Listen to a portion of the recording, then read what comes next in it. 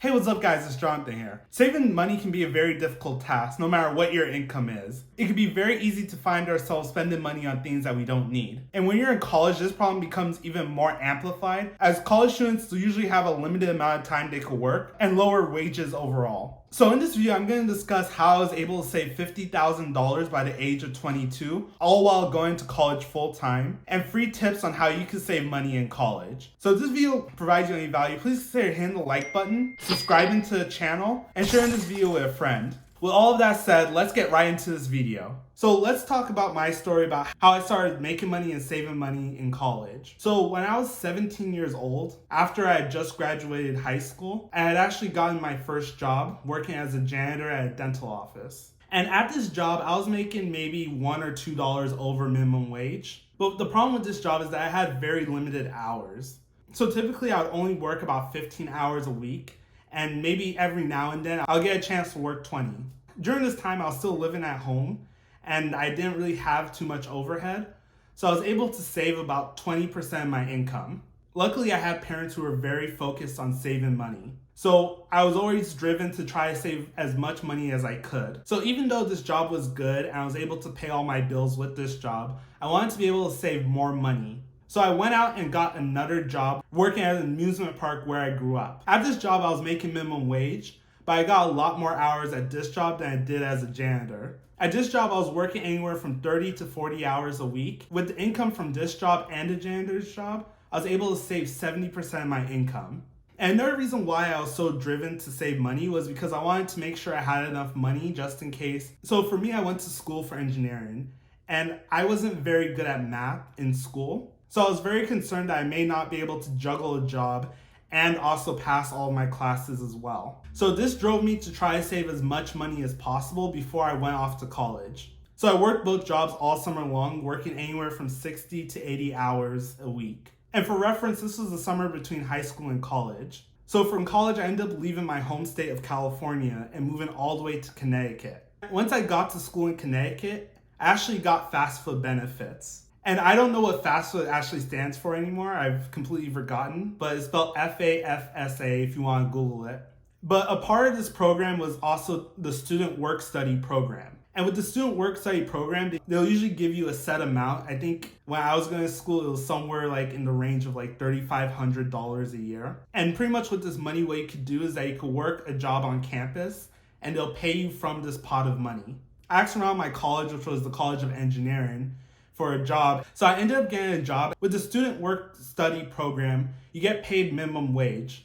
So I was getting paid minimum wage, and to ration out that $3,500 throughout the whole year, I could only work 10 hours a week. So during my first year of college, this was my only job, and it didn't pay enough for me to pay my monthly bills. I actually had to cash flow my life with the savings that I had built up the previous summer. So the summer after my first year of college, I ended up moving back home for the summer, and I got my job back as a janitor at that dental office with the same hours and pay as the previous summer.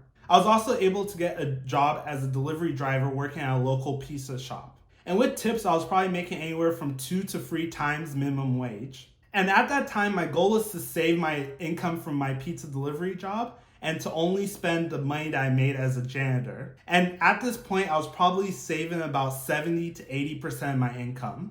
So the next school year, which was my second year of college, I was able to get student work study again. I was able to keep the job for my first year on campus. I also was able to get another job on campus as well. And between these two jobs, I was working about 20 hours a week. And at my university where I went to, that was the maximum any full-time student was allowed to work. And both of those jobs were minimum wage jobs. And I ended up working both of these jobs throughout the entire school year.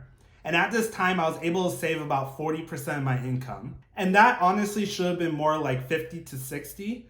But one of the bad vices I had in college was that I would eat out a lot. And that really reduced my ability to save. I think the reason for that was because I was so sick and tired of eating the nasty school food that they serve. And because I still lived on campus my second year of college, I still had to pay for a meal plan at school. I didn't really have a choice but to either starve or to eat the school meals or to order takeout. And unfortunately, I made the poor decision by eating out. So next summer, I stayed and ended up getting an internship for a local engineering firm. And at this firm, I was working full-time, 40 hours a week. I was making a little bit above minimum wage. Also, at the same time during that summer, I also picked up a job working at Walmart as well. And at that job, I was also working about another 30 to 40 hours a week. One of the funniest parts about it, I actually got paid more per an hour at my job at Walmart than I did at my internship. But talking with a lot of students that were in the same position that I was, that seemed to be the norm, which is really weird because you need some college education to get an internship, but you don't need any college education to get a job at Walmart. But anyways, I digress. So because I was working basically 2 full-time jobs, I was able to save 60% of my income. And in my 3rd year of college, I still had my 2 previous on-campus jobs, which totaled 20 hours a week. But then on top of that as well, I still had the internship from that following summer and the job at Walmart. And in total, between all 4 of these jobs, I was working about 60 hours a week. And I was saving about 80% of my income at this time while going to school. And with all 4 of these jobs, I was saving about 80% of my income. But I was also working 60 hours a week while I was going to school full-time as an engineering student. So I was working 60 hours a week. I had about 20 hours worth of homework, which is the standard for most engineering majors. And then I still had another 20 hours worth of classes I had to attend. So if you do the math, I was basically working 16 hours a day for 7 days a week throughout the entire semester. And this by far was the most stressful semester I had throughout all of college. And because I was stretching myself so thin, I ended up having the worst GPA I've ever had while I was in school. So the second semester of that year, I ended up quitting my job at Walmart, and that brought me down to working about 40 hours a week. That was a little bit better of a work-life balance than what I had previously. And in this situation, I was still able to save about 40% of my income. So the summer after my 3rd year of college, I ended up leaving the internship that I was at and I got a new internship.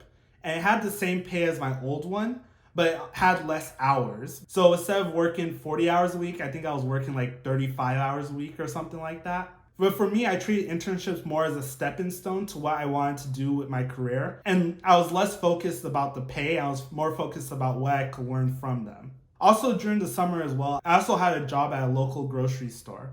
And for most major grocery stores, they're usually unionized. So I was getting paid a little bit above minimum wage. But once you take out the union fees, I was basically making minimum wage. And between these 2 jobs, I was working about 60 hours a week. And at that time, I was able to save about 50 to 60% of my income. So during my final year in college, I still had both of my on-campus jobs that I had in the previous 2 years. But at one of them, I got a promotion and I got a raise as well. And I ended up leaving both of my summer jobs, the internship and the job at the grocery store.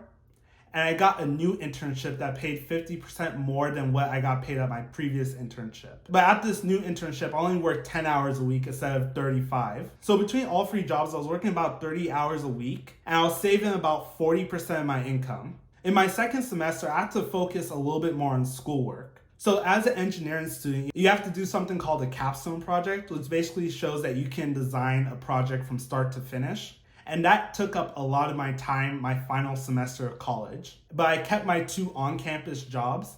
And in this situation, I was still able to save about 20% of my income. And by the time I graduated, I had about almost $50,000 in savings. An easy way you can save money in college by simply increasing how much money you make per an hour. Because when you're in college, typically time is a very big limiting factor for you. So this means that you might need to pick up some kind of skill that you could charge for. Or even in some cases, you could get your skill and make a business out of it. Maybe you like doing pet grooming, or maybe you like repairing iPhones or different things like that. All those skills you can use to make over minimum wage. And that'll also save you from working the crazy hours that I worked during college. And for the record, I don't recommend anyone works that much. I'm not here to promote you overworking yourself or anything like that. For me, that's how I was able to save $50,000 in 4 years. But everyone's path is different. So my second tip for you is to always look for expenses that you can cut out of your budget or reduce. So let's just say, for example, you find yourself having a Hulu and Netflix subscription. Maybe you don't need both of them. Maybe you could get away with just having a Netflix subscription or just having a Hulu subscription. Paying for both of them might not make sense for you, especially while you're in college and you have other things that you have to attend to. Also, cutting out expenses is a lot easier than trying to make more money. So always consider cutting out expenses if you can. My third tip for you is to make a budget and stick to it. So if you don't have a budget, try make a budget while you're in college. And I know that this can be difficult, especially that a lot of your expenses change throughout the year. So your expenses during the middle of the school year might be different than your expenses during the summer. But it's good to have some kind of outline of how much money you're bringing in and how much money you're spending. Also, once you do have a budget, you want to make sure that you're consistently checking it and comparing it to your spending habits.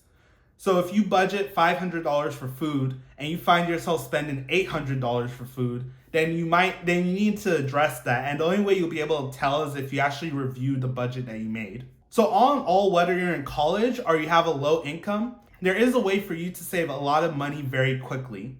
And it doesn't matter necessarily how much money you make, but how you manage the money that you do make. You make $40,000 a year and save money at a faster rate than someone who's making $200,000 a year. I would like to thank you for watching. If you enjoyed this video, please hit the like button for YouTube algorithm. It greatly helps out the channel. It helps push this video out to as many people as possible. Also, while you're down there, if you enjoy my perspective and the way I explain things, consider hitting the subscribe button and notification bell so you get notified anytime I post a new video. Also, if you found this video helpful, consider sharing it to a friend. They may be able to get value from this video as well. I would love to hear from you guys. Do you guys have any money saving tips for college? Let me know in the comment section down below. Check out all my social medias. I try to post there every day. And thank you so much for watching. I'll see you in the next video.